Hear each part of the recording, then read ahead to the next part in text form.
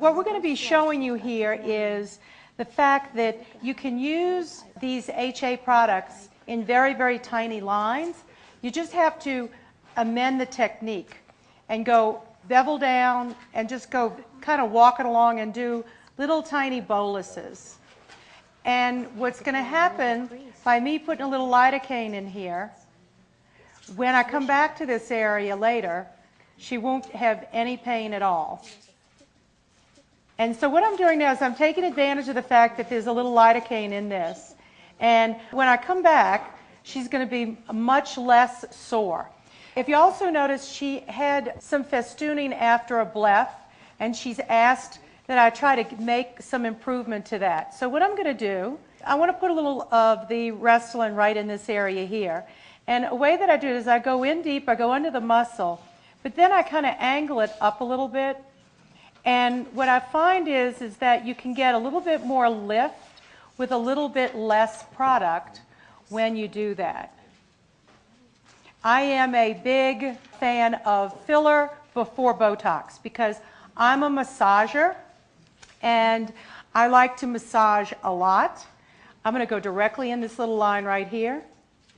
And I don't like to do a lot of massage after I put my Botox in. I have done patients from out of town where I've done sculpture and Botox on the same time. I don't do that anymore because I massage my sculptures so much, and I actually did get one lid drop that I blamed 100% of my over-vigorous massage. So I've sort of changed how I do things, and it depends on the volume that I'm using. Now, one of the areas Gary so well described is you really got to get a little bit of a lift in this corner here. To give a little bit of a lift there. And she's got this sort of sleep line here, and you can see that that little poofiness is much better already by putting just a little product there. Now this injection's done a little bit deeper than all the other ones.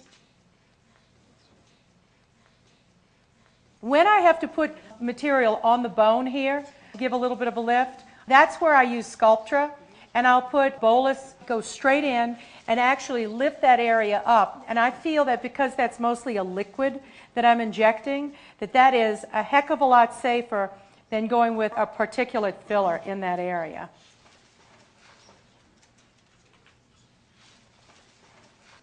And then this is the pre-jowl sulcus, and I'm just kind of fanning a little bit up in there and then kind of sculpting it. Now I'm going to come back and do quite a bit of Botox in her chin. I'm going to do her platysma, but I'm going to try to keep her as even as possible. Raise your eyebrows. If you go for this line with Botox, you are really going to cause the eyebrows to go down. So I like to put a little filler, and I usually use HA filler in this area. If I want some stiffness, I'm actually partial, a little bit more of a structural fill that you get with the Restylane. If I want a little bit more softness and diffusion, I tend to go with the Juvederm.